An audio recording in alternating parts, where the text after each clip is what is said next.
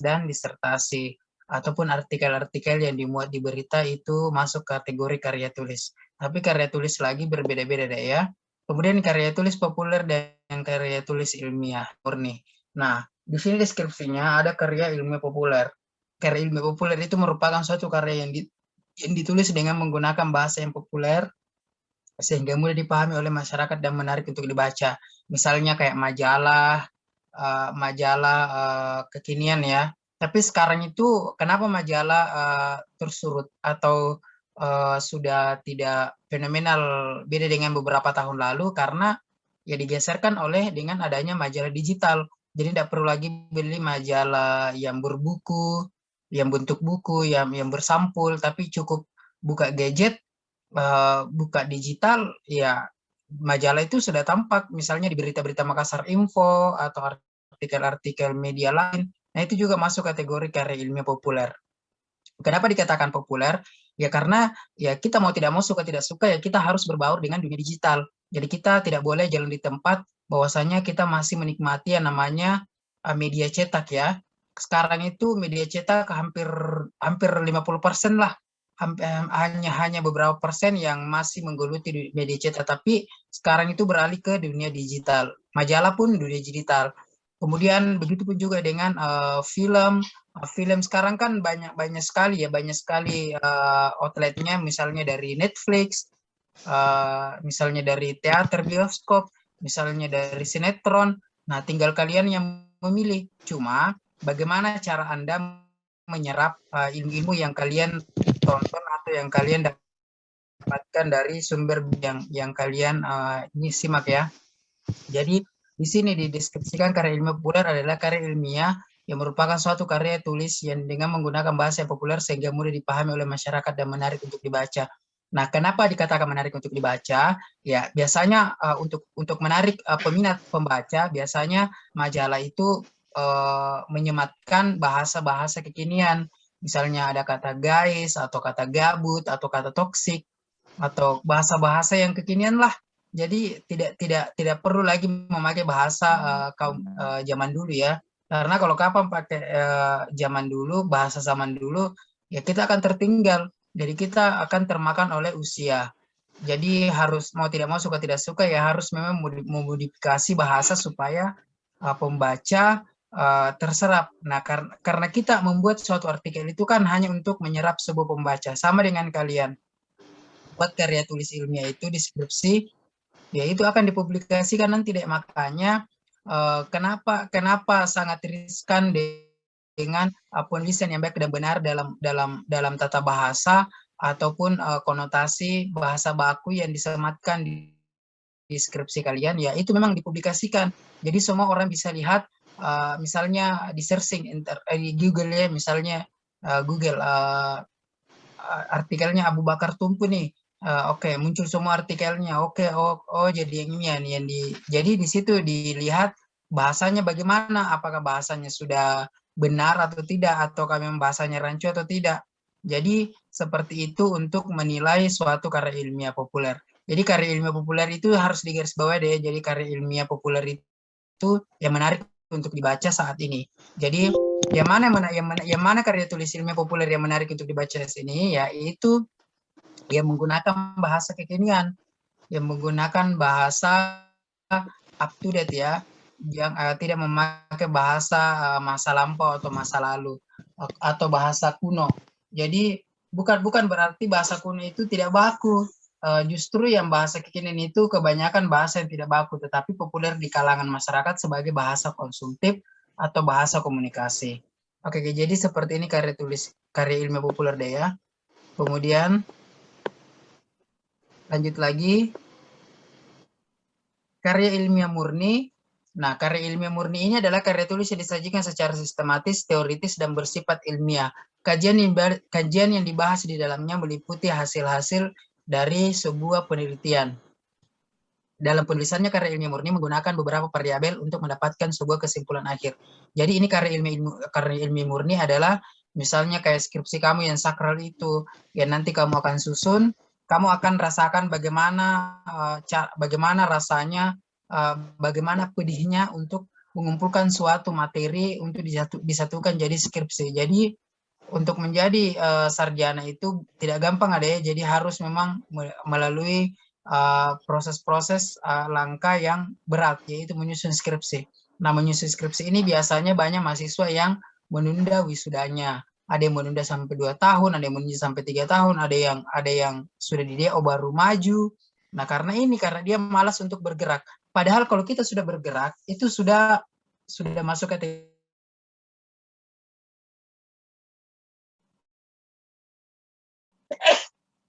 kategori selangkah lebih maju lagi deh ya. Jadi jangan pernah untuk mengkorting waktu kamu untuk menyusun skripsi. Jadi manfaatkan waktu kamu untuk menyusun skripsi. Karena kalau kamu menyusun skripsi hari ini, ya misalnya hari ini kamu setor ke pembimbingmu, ya bisa jadi hari ini kamu dikoreksi, besoknya kamu perbaikan, ya besoknya kamu bisa lulus. Tapi kalau kamu jalan di tempat, masih berpikiran bahwasanya ada skripsiku, bagaimana ini caranya supaya bisa selesai. Nah, lebih banyak berpikirmu daripada bertindak, nah itu tidak akan selesai. Nah, kemudian ada temanmu yang sudah diwisuda duluan, otomatis kamu insecure kan?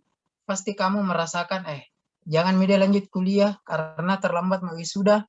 Nah, ini juga yang perlu dipatahkan oleh mahasiswa, bahasanya jangan berlomba-lomba untuk selesai, tapi berlomba-lombalah untuk menyelesaikan skripsimu dengan baik dan benar.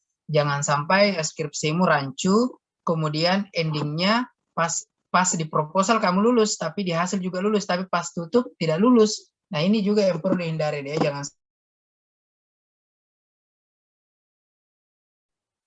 ada yang kritis sekali, ada yang super kritis, bahkan ada yang tidak memeriksa skripsinya langsung ditandatangani. Nah, ini disukai sama mahasiswa yang tidak dikoreksi, tetapi kembali lagi bahwasanya kan skripsi kamu akan dipublikasikan. Takutnya nanti di luar sana ada yang dapatkan skripsi kamu, kemudian skripsi kamu isinya banyak yang rancu atau banyak tulisannya yang salah atau penempatan katanya yang salah. Nah, otomatis kan nama baikmu sendiri yang akan dipertaruhkan seperti itu. Jadi jangan sampai kamu terlena dengan durasi waktu yang singkat untuk mau selesai atau ingin cepat wisuda. Alangkah bagusnya kalau waktu kuliahmu kamu korting misalnya 3,5 tahun. Kemudian kamu maju wisuda, kemudian skripsimu juga tidak ada koreksi. Nah, ini dikatakan masuk kategori cum laude ya. Jadi cum laude itu masuk kategori nilai 4. Tapi jarang-jarang sih ada mahasiswa mendapatkan nilai 4. Hanya orang-orang yang memang bermodalkan kecerdasan atau smart people, ya memang di atas rata-rata ya yang mendapatkan 4 cum laude. Jadi misalnya wisuda angkatanmu tahun 2025 misalnya atau 2024 misalnya kamu wisuda, kemudian hanya 1-2 orang yang dapat cum laude dari 1.000 mahasiswa. Jadi hanya 1 orang. Nah, siapa di antara kalian ya kamu berpotensi untuk mendapatkan cum laude itu? Bagaimana caranya ya? Ya perbaiki nilaimu. Bukan cuma nilai deskripsi ada ya, tapi nilaimu itu yang dirampungkan dari semester 1 sampai semester 8 itu akan dikumpulkan. Kalau misalnya nilaimu tidak ada 7, kemudian 8 semua, atau 9 semua, kamu berpotensi untuk menjadi cum laude. Jadi diincar seperti itu. Jangan mau berprinsip sebagai mahasiswa yang penting sudah, yang penting selesai. Nah, ini juga ya yang perlu dihindari. Jangan berpikiran bahwasanya yang penting karya tulisku selesai. Yang penting saya wisuda. Nah, ini kan ada efeknya di kamu nanti kalau kamu di lapangan pekerjaan. Kemudian misalnya kamu bekerja di pembangunan negara, ya pasti kamu akan ditanya-tanya. Kalau interview apa-apa yang kamu dapatkan waktu kuliah dulu, apa-apa yang kamu serap waktu kuliah dulu, apa yang kamu pelajari. Nah, ini semua akan ditagih kembali. Makanya ada namanya flashback. Jadi misalnya pembelajaran hari ini itu dimanfaatkan dengan baik ya, karena tidak akan mungkin pembelajaran hari ini akan terulang di beberapa akan datang. Jadi semester 2 beda lagi mata kuliahmu, semester 3 beda lagi mata kuliahnya, semester 4 begitu pun juga akan berbeda-beda mata kuliahnya. Jadi saranku jangan pernah malas untuk berkuliah, karena semakin banyak tugas yang dikasih dosen, semakin terlatih pula kalian untuk memecahkan masalah. Jadi jangan pernah mengeluh bahwa saya ini dosenku kenapa selalu tugas tidak kasih Kak. Dia hukum ke kalian. Jangan berpikiran seperti itu. Jadi ambil sisi positifnya bahwasanya dosen selalu kasih tugas kamu ya untuk melatih kesabaran kamu, untuk melatih IQ kamu sampai di mana kemampuanmu untuk memecahkan sebuah permasalahan tugas. Jangan sampai kau berpikiran bahwasanya dosenku yang selalu pernah kasih tugas. Mungkin dia dendam sama saya. Tidak ada dosen yang dendam sama mahasiswa ya. Karena kita pernah sama-sama jadi mahasiswa, jadi saya tahu bagaimana caranya berperilaku yang baik atau mengatasi masalah yang dikasih oleh dosen. Jadi misalnya kamu dikasih tugas hari ini, kemudian deadline-nya 2 hari kemudian harus dikumpulkan. Kemudian kamu juga belum sempat mengerjakannya. Jadi itu dia tantangan kamu, bagaimana caranya supaya kamu bisa pecahkan permasalahan kamu. Sama juga dengan karya ilmiah ini. Karya ilmiah ini bukan cuma menciptakan sebuah karya tulis, kemudian selesai, sistematis, selesai, tapi perlu penguasaan. Jadi harus dikuasai baik-baik dulu, kemudian baru dipresentasikan, yaitu masuk di ujian proposal. Jadi variabelnya itu untuk mendapatkan sebuah kesimpulan akhir. Jadi variabelnya itu nanti akan memacu pada ilmu pengetahuan kamu sampai di mana kamu menguasai materi skripsimu. Kenapa saya selalu berbicara masalah skripsi? Ya, karena memang ini adalah bahasa Indonesia. Bahasa Indonesia itu mengajarkan kalian bagaimana cara menulis skripsi yang baik dan benar, menggunakan kata-kata baku yang baik, kemudian menggunakan tata bahasa yang baik, memposisikan tanda baca yang baik, kemudian menggunakan penulisan huruf yang baik. Nah, ini semua itu harus dipelajari dan cuma dipelajari di semester 1. Kamu tidak akan mendapatkan bahasa Indonesia semester 2, 3 sampai dengan 7. Jadi hanya di semester 1. Jadi manfaatkan saja pertemuan bahasa Indonesia untuk kali ini. Karena kalau kamu misalnya dapat nilai 7 bahasa Indonesiamu, ya kamu akan dipertanyakan. Kamu kalau dapat nilai 7 itu salah satu mata kuliahmu, ya otomatis kamu tidak akan mendapatkan nilai cum laude. Tapi kalau nilaimu rata-rata 9, ya pasti kamu akan berpotensi untuk mendapatkan cum laude. Tapi ada juga mahasiswa yang berpikiran tidak usah mendapat cum laude, yang penting lulus. Nah, ini juga yang perlu dikritisi bahwasanya berusahalah untuk menjadi yang terbaik. Berusahalah untuk menjadi mahasiswa yang terbaik di kelasmu ataupun di fakultasmu. Karena kalau kamu sudah berusaha kemudian kamu tidak mendapatkan, ya berarti usahamu kurang maksimal. Tapi kalau kamu sudah berusaha kemudian kamu mendapatkan, akan ada kepuasan tersendiri dari batin kamu bahwasanya oh akhirnya usahaku tidak apa akhirnya proses itu tidak bisa mengkhianati hasil. Jadi kamu berproses sekarang, misalnya proses pembelajaran tentang bahasa Indonesia, tentang deskripsi daripada karya ilmiah. Apa itu karya ilmiah? Apa itu karya ilmiah murni? Nah, di sini dijelaskan juga ya, meskipun sering didengar sekaligus beberapa jenisnya mungkin pernah atau lumayan sering dibuat, terkadang masih banyak yang bingung mengenai pengertian karya ilmiah. Sekaligus jenis-jenisnya, jika sedang dalam posisi seperti ini, maka uraian berikut. Jadi di sini ada deskripsi karya ilmiah deh ya. Hal pertama yang perlu dipahami adalah pengertian dari karya tulis ilmiah. Karya tulis ilmiah memiliki definisi. Jadi karya tulis ilmiah ini banyak deskripsinya deh ya. Boleh dikatakan penelitian, boleh dikatakan temuan, boleh dikatakan karya ilmiah. Jadi karya tulis itu boleh dikatakan karya ilmiah deh ya. Kemudian lanjut lagi.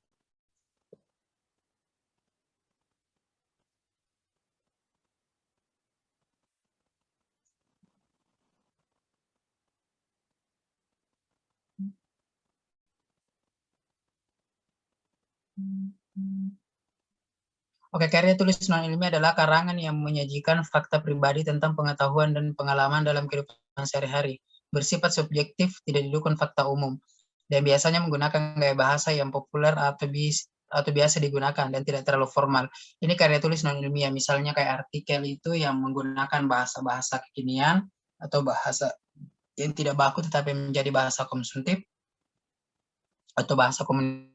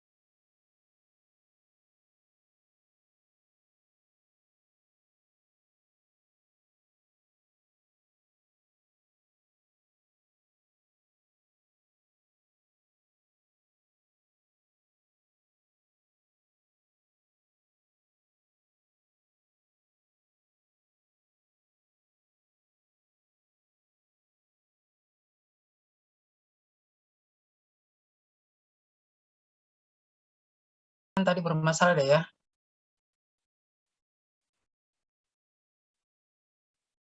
Ya, Pak.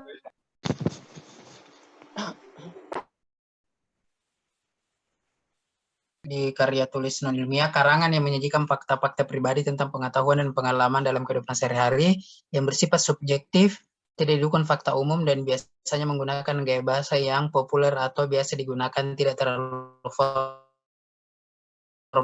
Ya, misalnya dengan artikel-artikel yang contohnya yang meliput tentang selebriti, misalnya si Nikita Mirzani. Nah, ini kan Nikita Mirzani yang sangat populer di kalangan netizen ya, yang banyak hatersnya itu, ya biasanya artikel itu dimuat ya hanya untuk mendapatkan komentar yang pedas atau komentar yang positif.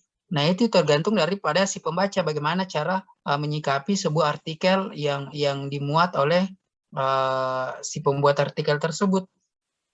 Jadi kamu coba perhatikan deh, misalnya artikel yang berseliweran di internet ataupun di Google ataupun di Instagram ataupun di TikTok ya. Nah, biasanya itu kan ada yang ingin mendapatkan views yang banyak hanya karena dua. Jadi ada yang ingin terkenal gara-gara jalur eh, sensasi, ada juga yang ingin terkenal karena ingin jalur prestasi. Nah, seperti inilah masyarakat Indonesia menyikapi bagaimana cara untuk terkenal. Jadi ada dua versi, ada yang mau terkenal karena sensasi dan juga ada yang mau terkenal karena prestasi. Nah, disinilah kesempatan bagi si pembuat artikel untuk menyampaikan berita apa yang dituangkan di akunnya si selebriti tersebut. Misalnya si Nikita Mirzani kemarin kan bermasalah masalah sholat ya, ya yang itu yang masalah niatan salat itu yang itu kan dipotong-potong ya, itu kan dipotong-potong. Jadi si pembuat artikel ini memotong seolah-olah menggiring opini bahwasanya si Nikita Mirzani ini menistakan agama, padahal kan tidak. Jadi orang yang tidak terlalu tanggap dengan berita atau hanya membaca berita setelah itu komentar negatif. Nah, ini yang perlu diluruskan bahwasanya jangan terlalu kepancing dengan jangan terlalu terpancing dengan apa yang kamu baca. Jadi disaring baik-baik dulu apakah betul ini artikel atau tidak. Karena kebanyakan sekarang itu artikel memuat suatu berita yang penting viewsnya kan dia hanya mengejar views, hanya mengejar pembaca. Jadi mau diterima atau tidak, yang penting kamu baca, itu saja intinya deh ya. Jadi menulis karya tulis non-ilmiah itu karangan yang menyajikan fakta pribadi tentang pengetahuan dan pengalaman. Jadi sama dengan kisahnya si Nikita Mirzani ini. Kemudian lanjut, perbedaan antara karya tulis ilmiah populer dengan karya tulis ilmiah murni. Perbedaan antara karya ilmiah populer dengan ilmiah murni, skripsi, tesis, disertasi dan lain-lain terletak pada bahasa penyampaian yang digunakan.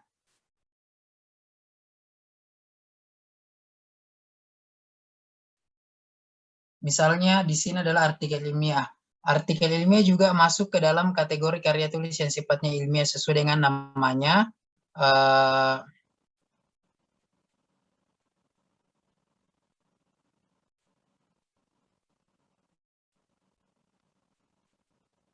Artikel ini sendiri merupakan tulisan yang berisi tentang opini dari penulisannya yang didasarkan pada suatu peristiwa. Jadi artikel ilmiah itu berdasarkan dengan suatu peristiwa. Kemudian makalah itu apa? Jadi makalah itu jenis kedua adalah makalah dan sama seperti artikel ilmiah karya tulis. Satu ini juga jamak dijumpai. Makalah sendiri memiliki pengertian sebagai karya tulis yang isinya mengulas mengenai data di lapangan yang sifatnya empiris. Jadi makalah ini yang sering dibuat oleh mahasiswa ataupun siswa waktu sekolah, yang kamu kenal itu namanya clipping. Jadi clipping itu kata lain dari makalah ya. Jadi makalah itu masuk kategori karya tulis juga. Kemudian ada tesis. Tesis merupakan salah satu karya ilmiah yang sifatnya wajib disusun oleh mahasiswa program S2. Sifatnya wajib karena akan menjadi penentu apakah mahasiswa tersebut akan lulus kuliah atau sebaliknya. Sama dengan kalian. Jadi yang menentu kamu selesai kuliah atau tidak bukan dari nilaimu yang bagus, tetapi skripsimu. Jadi bagaimana caranya skripsimu menarik, kemudian disukai oleh pembimbing, ya buatlah karya tulis ilmiah murni dengan sebagus mungkin. Jadi tidak menutup kemungkinan skripsi kamu yang setebal buku paket itu lebih tinggi, lebih berbobot dibandingkan dengan skripsi yang tebal Al-Quran. Jadi tidak menutup kemungkinan. Jadi tergantung isi data-datanya atau isi kata-katanya atau cara meletakkan kata-kata dalam penulisan skripsi ada ya. Kemudian di sini juga ada deskripsinya. Skripsi jika tesis merupakan karya tulis ilmiah yang ditujukan untuk mahasiswa magister atau S2, maka untuk mahasiswa S1 wajib menulis atau menyusun skripsi yang juga didasarkan pada hasil penelitian. Jadi kamu harus meneliti dulu. Tapi sebelum meneliti ada namanya proposal. Nah, proposal ini adalah acuan yang kamu akan kembangkan sebuah penelitian, kemudian kamu akan hasil dan juga tutup. Jadi ada 3 tahap. Jadi proposal dulu, baru ujian hasil, baru ujian tutup. Jadi proposal ini yang kamu cantumkan adalah rumusan masalah yang kamu akan teliti, kemudian manfaat penelitian, kemudian tujuan penelitian apa. Nah, ini semua yang akan kamu teliti. Kemudian di bab 4 itu kalau tidak salah di hasil. Nah, metode apa yang kamu gunakan? Jadi kalau kamu menulis skripsi itu harus ada metodenya, harus ada medianya, ataukah problem, ataukah pemecahan masalah. Nah, ini semua yang kamu akan kerjakan di semester 8 nanti. Tapi kamu menulis skripsi pas selesai KKN. Jadi jangan sampai kamu berbondong-bondong untuk menulis skripsi tapi belum juga selesai KKN. Nah, ini juga yang perlu dihindari deh. Jadi harus memang sesuai dengan porsi. Misalnya PPL dulu, kemudian setelah PPL ada KKN, setelah KKN baru menyusun skripsi. Kemudian setelah skripsi wisuda. Jadi selesai wisuda ya cari kerja. Kemudian disertasi bagi mahasiswa yang menempuh pendidikan doktoral yaitu S3, maka untuk mendapatkan status kelulusan dan memperoleh gelar doktor wajib menyelesaikan penyusunan karya tulis ilmiah yang bertajuk disertasi. Disertasi ini adalah merupakan karya tulis yang disusun dari temuan original dari penulis melalui kegiatan penelitian. Bisa juga diartikan sebagai karya ilmiah yang memaparkan temuan penulis dari suatu pendapat yang kemudian dibuktikan secara ilmiah. Jadi disertasi ini harus dibuktikan secara ilmiah, harus ada buktinya. Ini lebih paten lagi dibandingkan dengan skripsi dan tesis. Kemudian ada salah satu karya tulis ilmiah yang sangat populer di kalangan mahasiswa. Selain makalah, dosen juga memberi tugas dalam bentuk paper. Jadi paper ini dalam bentuk surat, tapi artikel itu misalnya sinopsis atau cerita pendek ya. Kemudian kertas kerja. Nah, kertas kerja juga termasuk jenis karya tulis ilmiah yang mirip dengan makalah, namun isinya memaparkan suatu hal yang melalui analisis yang lebih mendalam. Istilah lain Istilah lain untuk menyebut karya tulis ini adalah work paper. Tapi yang sering kamu temui waktu sekolah pasti cuma makalah deh ya. Dari sekian jenis karya tulis ilmiah yang disebutkan di atas, mana saja yang karya tulis yang sudah Anda buat? Nah, jika kuliah S1 maka dijamin sudah menyusun skripsi. Pasti itu sudah 100% menyusun skripsi. Kemudian sedangkan untuk lulusan S2 maupun S3 maka dipastikan sudah pernah menyusun tesis dan juga disertasi. Bagi kalangan dosen dan peneliti dijamin menyusun karya tulis ilmiah sudah menjadi rutinitas sebab memang menjadi tugas profesi mereka. Iya, karena saya itu menyusun karya ilmiah 2 kali dalam 1 tahun. Jadi dosen itu dituntut untuk menyusun skripsi ya, tapi kita ganti dengan namanya penelitian. Jadi sama dengan skripsi, sama dengan itu cuma namanya kita ganti dengan penelitian. Kemudian rangkuman. Nah, rangkuman ini dapat diartikan sebagai suatu hasil merangkum atau meringkas suatu tulisan atau pembicaraan menjadi suatu uraian yang lebih singkat dengan perbandingan secara proporsional antara bagian yang dirangkum dengan rangkumannya.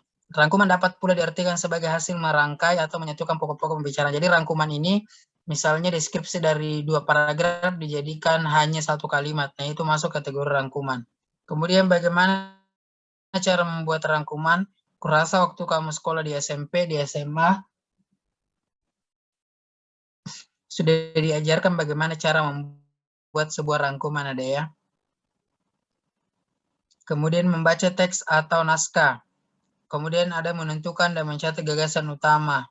Kemudian mulai menulis ringkasan atau resume. Nah, resume juga ini yang penting di kalangan mahasiswa. Biasanya kan dosen menugaskan mahasiswa untuk membuat sebuah resume. Kemudian buku. Nah, pengertian buku adalah buku itu didengar atau dibaca di setiap tempat. Jadi buku sebagai terbitan non berkala yang berupa cetakan minimal 49 halaman. Jadi kalau di bawah 49 halaman itu bukan buku deh ya. Itu namanya nota atau cerita pendek. Jadi yang masuk kategori buku itu yang lembarannya 49 halaman. Tidak termasuk sampul dan dipublikasikan. Jadi buku itu masuk kategori dipublikasikan. Jadi dipublikasikan itu yang ber-ISBN, International Serial Number Book, ISBN. Jadi secara umum buku diketahui sebagai kumpulan kertas atau bahan lain yang dijilid menjadi satu pada salah satu ujungnya dan berisi tulisan atau gambar. Buku dalam arti luas berarti mencakup semua tulisan dan gambar yang ditulis dan dilukiskan secara macam lembaran. Jadi buku ini kamu bisa deskripsikan bagaimana deskripsinya daripada buku ada ya. Kemudian apa lagi ya?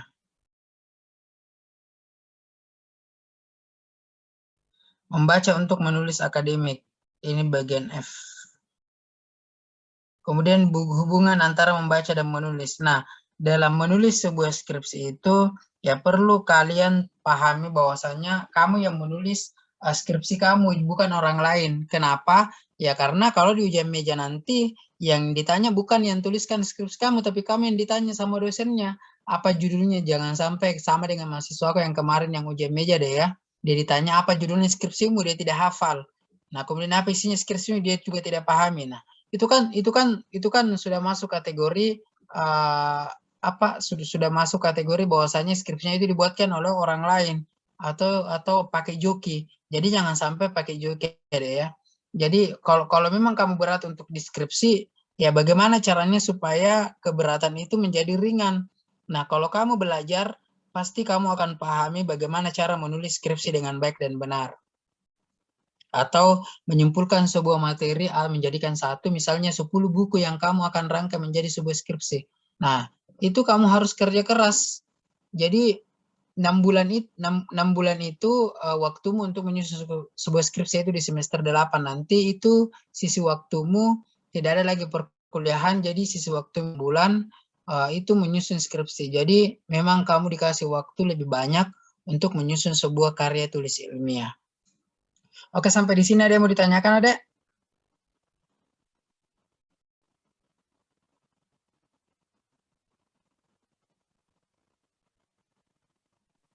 Saya, Pak, Iya. mau Kak bertanya kenapa menulis suatu karya tulis ilmiah itu harus menjadi standar kelulusan mahasiswa? Iya, karena nah memang itu kan hal yang wajib ada ya dari dulu, dari zamannya Pak Soeharto itu bahwasanya untuk standar kelulusan mahasiswa ya harus memang lulus dari skripsi. Jadi tidak boleh ada mahasiswa yang lulus tanpa skripsi, karena skripsi itu adalah karya ilmiah yang wajib dilakukan oleh mahasiswa, sama dengan misalnya contoh kecilnya kalau ingin masuk surga harus salat. Jadi seperti itu. Jadi kalau ingin selesai ya harus skripsi juga, harus menyelesaikan ada ya. Jadi tidak ada itu yang tidak selesai tanpa karya ilmiah ataupun skripsi. Jadi mau selesai S1 ya harus skripsi, mau selesai S2 harus tesis, mau selesai S3 harus disertasi. Jadi seperti itu. Kecuali kalau mungkin kamu hanya ingin menjadi mahasiswa mapala atau mahasiswa paling lama, ya tidak perlu untuk menyusun skripsi. Ya cukup saja datang di kampus, temanmu sudah bertoga, sedangkan kamu masih di kantin makan Indomie karena tidak mau menyelesaikan skripsi. Nah, ini yang perlu dihindari deh ya. Jadi jangan sampai kamu terlena dengan kuliahmu, kemudian usiamu juga sudah tua atau misalnya di atas 30 kemudian belum selesai S1. Nah, ini yang perlu dipertanyakan. Jangan sampai ada mahasiswa yang terkendala di hanya karena materinya yang kurang dia dapatkan sehingga terpupuskan sudah semangatnya untuk menyusun sebuah skripsi. Oke, ada lagi yang mau ditanyakan? Ya?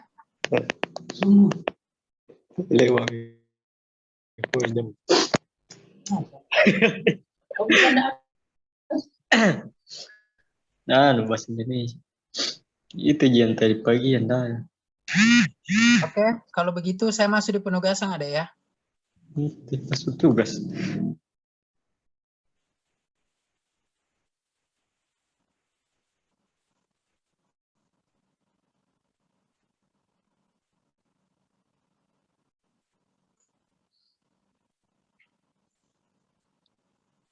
Jadi sediakan kertas dan pulpennya, kemudian seperti biasa di-share di Keutu Tingkatnya melalui PDF, nanti Keutu Tingkatnya yang share ke saya untuk saya koreksi kembali. Iya Pak. Gak apa-apa aja saya pakai Word tadi karena lagi Boleh, di boleh. perjalanan. Iya. Boleh.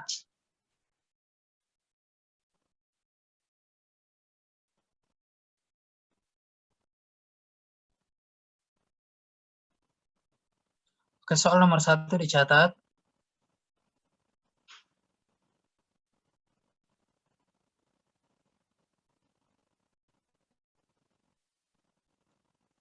Jelaskan deskripsi daripada karya tulis. Jelaskan deskripsi daripada karya tulis.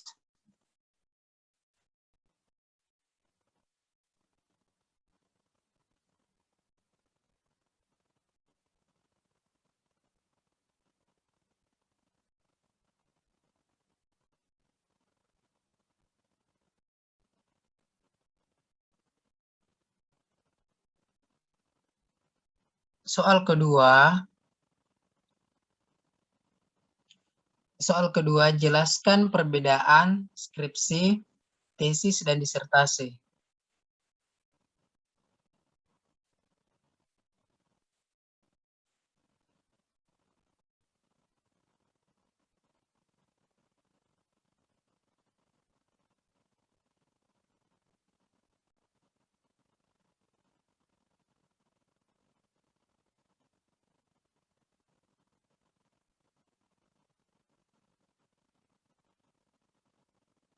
Sudah? Iya Pak, sudah. Oke, soal nomor 3.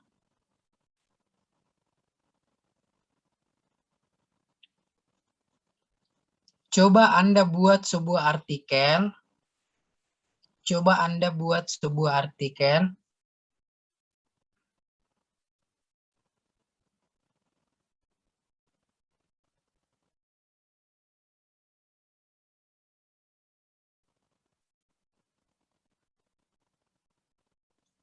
Dengan judul